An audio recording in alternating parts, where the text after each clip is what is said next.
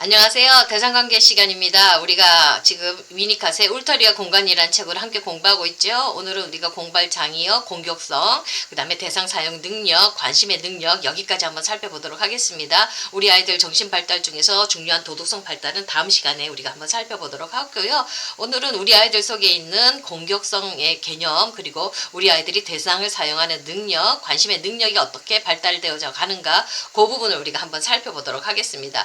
제가 이렇게 상담을 하고 있으면요, 우리 엄마들한테서 이 아이가 지금 아직 공격성 문제가 해결이 안 됐군요, 공격성이 지금 막 나오기 시작합니다, 이러면 엄마들 깜짝 놀래거든요. 이 공격성이라는 말 자체가 우리 엄마들은 우리 아이들에게는 이런 게 없었으면 싶고 좀 불편하고 이렇게 멀리하고 싶은 그런 정서라고 생각해서 우리 엄마들이 굉장히 좀 두려워하고 당혹스럽게 생각을 합니다. 근데 우리 아이들 이 공격성이 나와야지 자기 생을 아주 힘차게 살아나가거든요. 그래서 제가 부정적인 생각부터 우리 엄마들에게 이렇게 공격성의 개념을 다시 긍정적으로 잡아주는 것에서부터 상담을 시작을 하는데, 우리 위니캇이 다른 정신분석 학자들보다는 조금 이 공격성에 대해서 아주 조금 긍정적인 부분을 많이 강조하고 있습니다. 그 부분을 한번 살펴보도록 하겠습니다. 자, 위니캇은 공격성의 뿌리를 어디서 찾느냐면, 유아가 엄마 뱃속에 있을 때 막 운동하지 않습니까? 막 움직이지 않습니까? 멈춰 있는 게 아니고, 여기 이 운동성, 여기 이 생명력, 요거를 공격성의 근원이라고 보고 있습니다. 그러니까 얼마나 좋은 거예요. 우리 아이들 이 운동성이 있어야지, 생명력이 있어야지 자기 생을 힘차게 뻗어나가면서 살아나가지 않습니까? 막 탐색하면서 성장하는 거거든요. 요 공격성의 개념은 아주 힘찬 에너지 넘치는 그런 것들이 담겨져 있습니다. 자, 초기 공격성은 활동성과 같은 것이라고 이렇게 우리 위니캇은 설명해 주고 있거든요. 그리고 근데 이 공격성이 나와야 되거든요. 그래야 아이가 살아나가지 않습니까? 이 공격성은 절대적 의존기에, 아이들의 이 절대적 의존기에 본능 경험하고 이렇게 융합이 됩니다. 자, 이 아이들 막 배고파서 먹고 싶은데 막 젖을 빨아 먹어야 되지 않습니까? 생명력 있게 나가서 엄마 젖을 먹어야 됩니다. 막 흥분해서 이러면 막 젖을 빨아 먹으려고 에너지가 막막 나가서 젖을 빨아 먹고 충분히 막 이렇게 젖이 내 뱃속에 들어오며 밥을 충분히 먹으면 이 공격성이 어떻습니까? 유쾌하지요. 즐거움으로 경험이 되지 않습니까? 근데 이 공격성은 또 대상 항상성에 기여를 하고 있습니다. 아이가 이런 감각적인 막 충동이 막 올라왔는데 이게 원시적인 운동성, 공격성하고 이렇게 같이 결합이 되어 가지고요. 자, 이렇게 되면 아이들 어떻습니까? 엄마 저 만족만 하는 건 아니지요. 내가 원하는 때 엄마가 주지도 못하고 막 충분히 주지 못하니까 아이들 내가 뻗어나가는 이 공격성이 충족이 안 되니까 좌절이 되죠. 그러니까 화가 나니까 막 파괴성도 같이 올라오는 겁니다. 정말 엄마를 향한 파괴성도 같이 올라옵니다. 막 충분하게 즐거움을 느낄 수 있는 유쾌한 감정뿐만 아니라 파괴성도 같이 와서 이 엄마를 막 파괴를 합니다. 대상을 막 파괴하는데 이 대상이 파괴되지 않고 살아남지 않습니까? 이런 경험이 계속 반복되면서 아이들은 대상 항상성을 배워 나갑니다. 요게 조금 뒤에 다시 설명을 할 거거든요. 자, 살아남는, 내 공격성에서 살아남는 이 대상을 보면서 이걸 아이가 발견하고 나면요. 자, 요런 대상이 견뎌주는 이 대상을 통해서 아이의 정서가, 아이의 정신의 세계가 서서히 발달해 나가기 시작합니다. 이 살아남는다는 개념이 너무 중요하거든요. 아이가 공격하는 거에서 우리 엄마들이, 이 상담가들이 그 파괴성에서부터 살아남아 줄 때 우리 아이들이 성격이, 정신의 세계가 점점 관심의 능력이라든지 도덕성 같은 문제가 발달이 되어 가는데, 그 부분에 대해서 우리 위니캇이 아주 잘 설명을 하고 있습니다. 자, 두 번째 대상 사용에 대한 면을 한번 살펴보도록 하겠습니다. 자, 아동의 기본적인 욕구로부터 생겨나는 1차적인 창조물이 바로 대상이죠.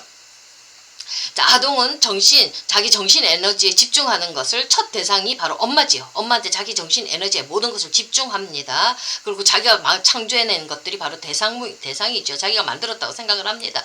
자, 아동의 흥분한 그런 공격성을 받아들여서 아동의 공격성에서 살아남은 대상, 그 엄마는, 자, 아이가 볼 때 내 공격성에서 파괴하고 사라지고 없어지는 사람이 아니라 다시 또 나를 돌봐주고 나와 함께 관계를 하고 나에게 먹을 것을 제공해주는 항상성을 가지고 그 엄마가 있지요. 그러니까 항상성을 획득한 첫 대상이 바로 엄마라는 겁니다. 굉장히 중요한 거예요. 이걸 통해서 아이는 점점 아이가 항상성에 대한 감각을 가지게 되고요. 나 말고 너라는 개념, 분리된 개념들을 아이가 서서히 배워나가기 시작합니다. 자, 아동은 그래서요. 처음에 융합되어 있을 때는 대상관계에 묶여 있을 때는 나와 너가 구별이 안 되어져 있죠.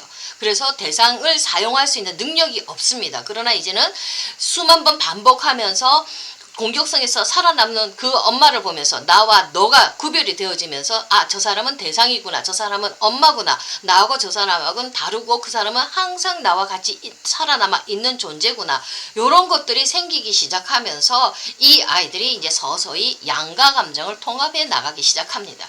자, 저 대상은 내가 마술적으로 슝슝 해서 나오고 없어지는 대상이 아니라 진짜 어떤 한 인격적인 개체로서 존재하면서 내가 마술을 부리지 않아도 저 사람은 사랑받을 수도 있고 미워할 수도 있고 공격당할 수도 있다는 그 존재에 대한 개념을 서서히 아이가 배워나가기 시작합니다. 그러면서 저 사람은 나름대로 분리되어 존재하고 있고 항상성을 가지고 존재한다고 이제 느끼기 시작하면서 이제는 아이가 마술적으로 대상을 부리는 것이 아니라 그 분리된 존재와 더불어 관계를 맺을 수가 있습니다. 대상을 사용할 수가 있습니다. 대상 사용 능력이죠. 이때는 자, 그때는 나와 너가 분리되어진 채로 항상성을 가진 존재로서 그 대상과 관계를 맺고 그 대상과 그 대상을 사용할 수 있는 능력이니까 융합적인 단계에서 마술적으로 대상과 관계하는 것에서 차원 높은 단계로 이 아이가 성장하고 발달한 것이죠. 이런 능력은 다른 사람의 입장에 설 수 있는 능력이나 감정을 가질 수 있는 관계 능력을 이 아이가 발달시켜 나가는데 기초 토대가 되어지는 겁니다. 마술적으로 내가 저 사람을 쓸 수 있다고 저 사람하고 나하고 하나가 되어서 마술적으로 관계를 맺어 나간다고 생각한다면 어떻습니까? 저 사람의 감정 내가 이해할 필요 없지요. 나하고 너하고 분리되어 있을 때만 저 사람의 입장에서 내가 이해하는 능력을 발달시켜 나갈 수가 있고요. 저 사람의 감정을 이입할 수도 있고 그 감정을 이해하려고도 또 노력도 하면서 다르다는 게 있을 때 이런 것들이 발달이 되어져 나갈 수가 있겠지요. 이렇게 아이들이 대상을 사용하는 능력을 배워 나간다는 것은 자, 어떻습니까? 여기에서 무한히 반복되어지는 내 파괴성에서 살아남는 엄마가 존재할 때 살아남는 그 대상이 존재할 때 한 구성을 느낄 때 나와 너가 분리되면서 상대방을 이해할 수 있고 분리된 존재로서 받아들이면서 그 사람과 관계할 수 있는 그 능력들을 우리 아이가 발달시켜 나간다는 겁니다. 자, 대상 사용 능력 그 아이들이 발달시켜 나가고요. 그 다음에 또 이 아이들이 뭐를 발달시키냐면 그걸 통해서 관심의 능력을 발달시켜 나갑니다. 관심의 능력 굉장히 중요하거든요. 우리 엄마들 이제 오셔서 그 상담실에서 하시는 말씀들 중에 하나가 저 아이는 도대체 내 말을 듣지를 않아요.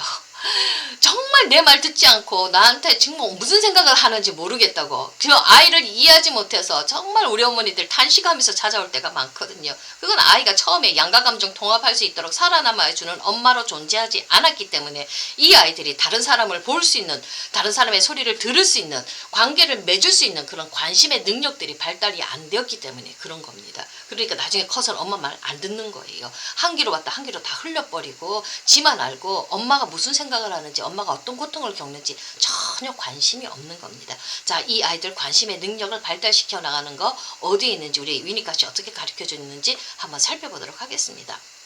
자, 첫 번째는요. 나는 이다가 성취되어져야 됩니다. 자, 자아가 통합이 되어지고요. 핵이 만들어져야 된다는 겁니다. 요게 존재의 핵이 만들어진 단계가 있어야지 그 다음 단계로 넘어가는 거거든요. 요게 만들어져야지 자기 안에서 불안을 감당할 수 있는 어떤 능력들이 아이가 생겨지는 겁니다. 핵이 망가진 채로는 다음 발달로 넘어가지 않거든요. 나는 이다가 어느 정도 성취가 되어지면 아이가 외부로부터 들어오는 자기를 보호하지 못하고 양육하지 못하는 양육 실패 때문에 겪는 그 불안을 감당할 수 있는 능력들이 나는 이다 핵이 만들어지면 어느 정도 겪어낸다는 겁니다. 그러니까 나는 이다 아이의 인격적인 핵 존재감이 먼저 딱 만들어져야 됩니다. 그 다음부터 이제는 서서히 아이가 엄마하고 분리되어서 독립이 되어져 나가는 단계로 넘어가는 겁니다. 자, 아이들은요 사랑과 파괴 사랑과 미움, 양가 감정이 같이 공존하지요. 그래서 대상과 관계하는 데 있어서 분노와 증오를 표현하는 공격성을 더욱 정교하게 발달시켜 나갑니다. 그리고 이걸 사용하거든요. 자, 이 공격성은 엄마가 아이에 대한 적응에서 실패할 때 좌절을 줄 때, 배고플 때 빨리 밥 안 주고 기저귀 빨리 안 채워줄 때 화가 나게 만들었지요. 여기 실패할 때 아이에게 어떤 걸 가져다 주냐면요. 마술적으로 모든 세상이 이루어지는 게 아니구나. 이 실패, 엄마의 실패를 통해서 아이는 현실을 배우기 시작합니다. 현실감을 느끼기 시작하는 겁니다. 그래서 여기에 대해서 화가 나서 아이가 더 많이 공격성을 퍼붓는 거거든요. 근데 이거는 마땅히 치루어져야 되는 겁니다.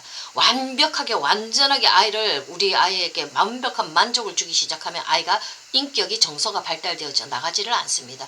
분리가 되어져야 되지요. 그리고 이 좌절을 통해서 아이가 현실이 있다는 거, 다른 세계가 있다는 거, 세상이 마술처럼 이루어지지 않는다는 걸 아이가 배워내야 되겠죠.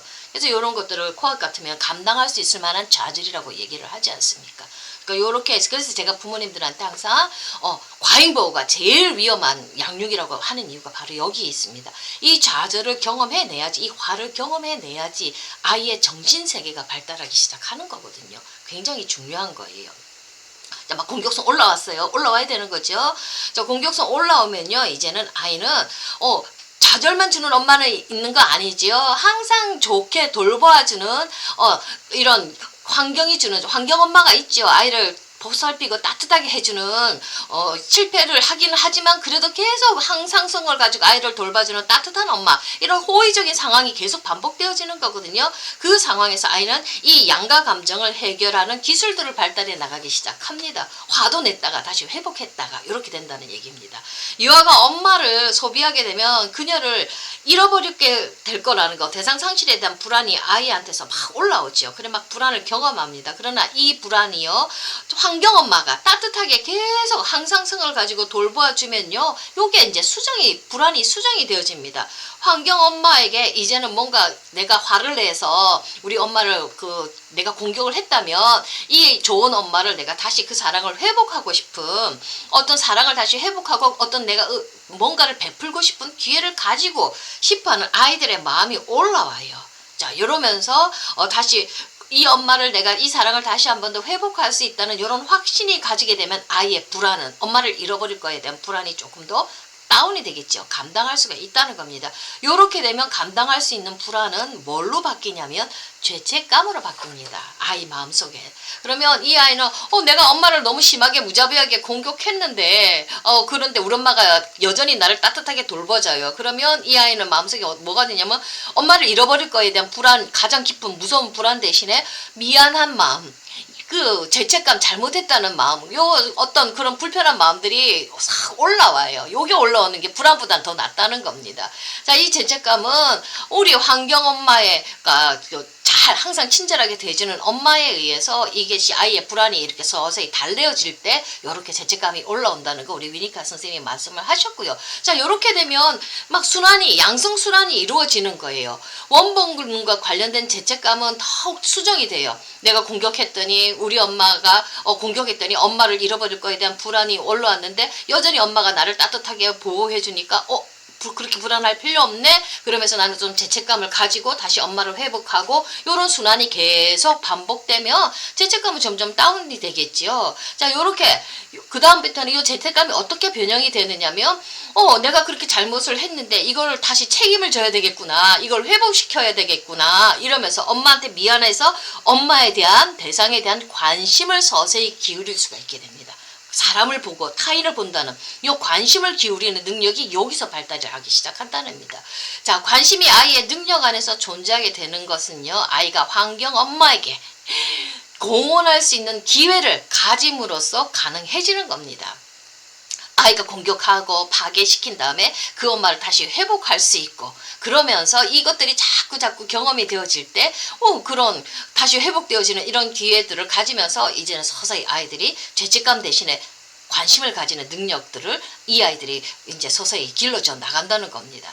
자, 아이의 양가 감정에서 생긴 공격성에서 살아남은 대상의 존재 엄마는요, 아이의 회복의 행동을 인식하기 위한 기회를 주는데 꼭 필요한 겁니다. 말은 어렵겠는데 무슨 말이냐면, 이 양가 감정에서 엄마를 막 미워해서 막 공격했잖아요. 근데 엄마가 죽지 않고 살아남았어요. 그러면 사라지면 안 되죠. 이때는 엄마 사라지면 안 돼요. 죄책감이 막 올라왔는데 진짜 사라져버리면 내 죄책감 때문에 엄마를 망하게 했으니까 그 죄책감의 무게는 감당할 수가 없거든요. 근데 죄책감은 가졌는데 보니까 이 엄마가 딱 항상성을 가지고 지키고 있으면은 나 엄마의 사랑을 다시 한 번 더 회복할 수 있구나. 우리 엄마 다시 내가 살려냈구나. 이러는 것들이 막 순환이 되어지면서 아이가 엄마에 대한 관심의 능력들을 점점 발달시켜져 나간다는 겁니다. 양가 감정을 통합해내면서 이 아이가 대상을 바라보면서 그렇게 좋은 정신의 세계들을 아이들이 만들어 나간다는 겁니다.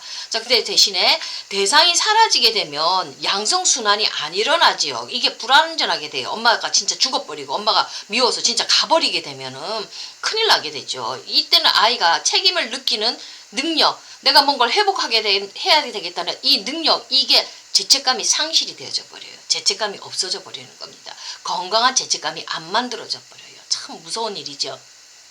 그 결과 엄마 자체의 상실에 대한 더 초기 형태의 불안으로 퇴행을 해버려요. 그래서 분열이나 해체 같은 해리 같은 원초적인 방어를 사용해버리는 거예요. 아이가 아이의 공격성에서 엄마가 살아남아 주지 않을 때 아이는 어떻게 돼요? 다시 더 깊은 불안으로 들어가 버려서 발달이 퇴행을 돼버리죠. 그러니까 살아남는 엄마가 아이의 그 공격성, 아이의 정말 힘들잖아요. 그죠? 우리 엄마도 아기 키울 때 너무너무 힘들잖아요.